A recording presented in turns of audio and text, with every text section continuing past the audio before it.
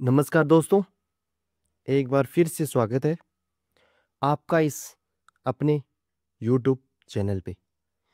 तो दोस्तों, इस क्लास से पहले मैंने प्रजामंडल आंदोलन की 4 क्लासें ले लिए।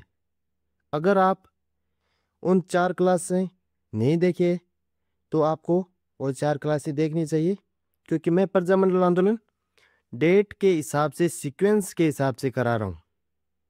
ठीक है, आप मेरे यूट्यूब चैनल में प्ले लिस्ट में जाके और प्रजामंडल आंदोलन को क्लास देख सकते हो। तो आज की क्लास में हम शुरू करते हैं। आइए, कि क्या है कि हाड़ौती प्रजामंडल। तो हाड़ौती प्रजामंडल है, इससे ज़्यादा कोई क्वेश्चन नहीं पूछा जाता है। इसकी स्थापना किसने की? 1934 में नैनूराम शर्मा ने की इसकी स्थापना।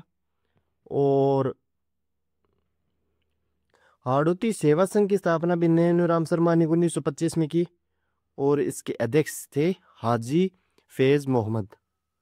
अब ये नोट्स मेकिंग फॉर्मेट में ये प्रजामंडल की क्लासेस है ना, आप प्रजामंडल आंदोलन कंप्लीट हो जाए ना, उसके बाद प्रीवियस ईयर क्वेश्चन करना, और मैं प्रीवियस ईयर की क्वेश्चन की क्लास भी लाऊंगा प्रजामंडल से संबंधित।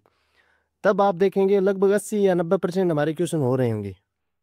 एक दो क्वेश्चन की बात मैं नहीं करता, क्योंकि 100% तो कोई दे ही नहीं सकता, लेकिन 80 या 90% आपके क्वेश्चन सोल्व होंगे, ये गारंटी है इस नोट्स मेकिंग फॉर्मेट की। क्योंकि मैंने फालतू का कंटेंट इसमें नहीं जोड़ा है। जो चीज़ रिलेवेंट है, एग्ज़ाम ओरिएंटेड है, और जो बार बार पूछ जाती है, उनको मैं नोट्स मेकिंग फॉर्मेट में आपके सामने लाया हूँ। अब देखो, इस प्रजामंडल के सिलसिले में अगले प्रजामंडल का नाम लेते हैं और इसके बारे में चर्चा करते हैं कि क्या है बीकानेर प्रजामंडल। ये इंपॉर्टेंट है, इससे सवाल पूछा जाता है। और इसमें जन चेतना का कार्य किसने किया? कि कन्हैयालाल ढूंढ व स्वामी गोपाल दास। और ये है चूरू में, चूरू में इन्होंने ये जन चेतना का कार्य किया। चलिए, अब क्या है कि 1907 ईस्वी में सर्व हितकारिणी सभा की स्थापना की। मारवाड़ हितकारिणी सभा की स्थापना किसने की? जयनारायण व्यास ने। और सर्व हितकारिणी सभा की स्थापना किसने की? गोपाल दास और कन्हैयालाल ढूंढ ने। मारवाड़ तो उससे संबंधित था, जयनारायण व्यास से संबंधित, और ये बीकानेर है, ये सर्व हितकारिणी सभा से संबंधित है।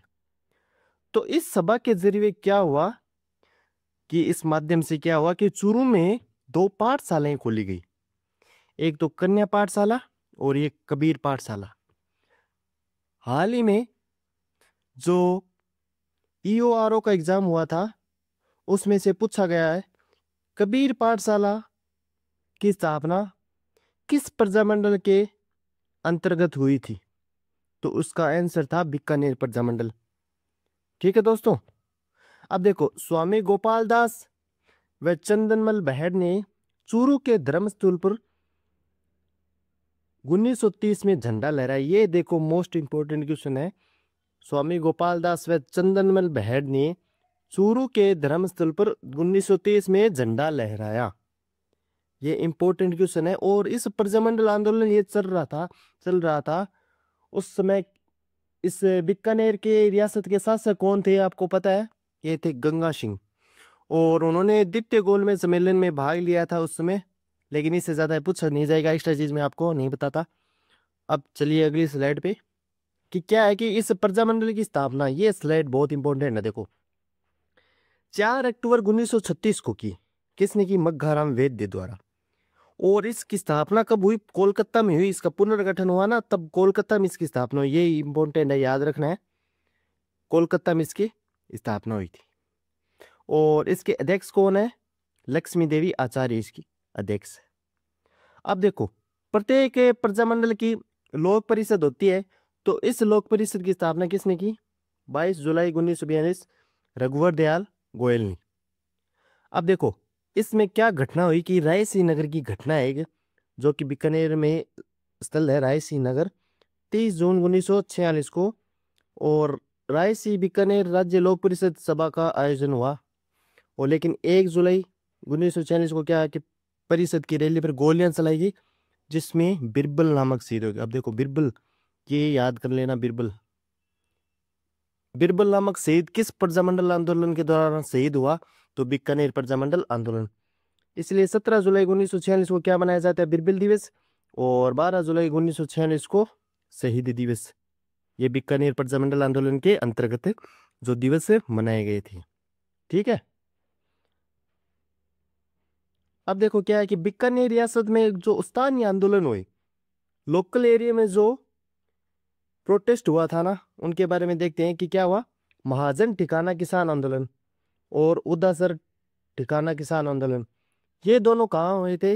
ये दोनों हुए थे बीकानेर में। अब ये बीकानेर में हुए थे। ठीक है। और दूध अखाड़ा किसान आंदोलन और कांगड़ा घटना अक्टूबर 1946, ये दोनों हुए थे चूरू में। ये तो विशेषकर पूछा जाता है कांगड़ा घटना, ये कांगड़ा हत्याकांड, ये इंपॉर्टेंट है बहुत ज़्यादा। 1946 में हुआ था ये बार बार पूछा जाता है परीक्षा में। और आप इस नोट्स मेकिंग फॉर्मेट में एक भी स्लाइड ये नहीं है कि इम्पोर्टेंट नहीं है, ये सारे प्रीवियस क्वेश्चन के आधार पर एनसीईआरटी की जो 9वीं और 10वीं की क्लास है उनके आधार पर बनाए गए शॉर्ट एंड स्वीट नोट्स है। मतलब 90% एग्जाम में इससे क्वेश्चन बाहर नहीं जाएगा। और एक आध क्वेश्चन ऐसे आ जाता है जो बहुत डीप पूछा जाता है, उसकी मैं गारंटी नहीं ले सकता। और आप इससे आसानी से समझ सकते हैं। और ये वीडियो 5 मिनट, 7 मिनट, 8 मिनट इस सीक्वेंस में बनाए गए ताकि बोर ना हो और क्लास को याद करने में आसानी हो। अब चलिए अगला प्रजामंडल क्या है? धौलपुर प्रजामंडल। इसकी स्थापना किसने की थी? 1936 में की। ज्वाला प्रसाद जिज्ञासु वह जौहरीलाल इंदु, 1936 में। अब देखो बीकानेर और धौलपुर दोनों की 1936 में, ये कंबाइंड करके आपको याद रखना है। ठीक है। और कृष्णदत्त पालीवाल है इसके अध्यक्ष है।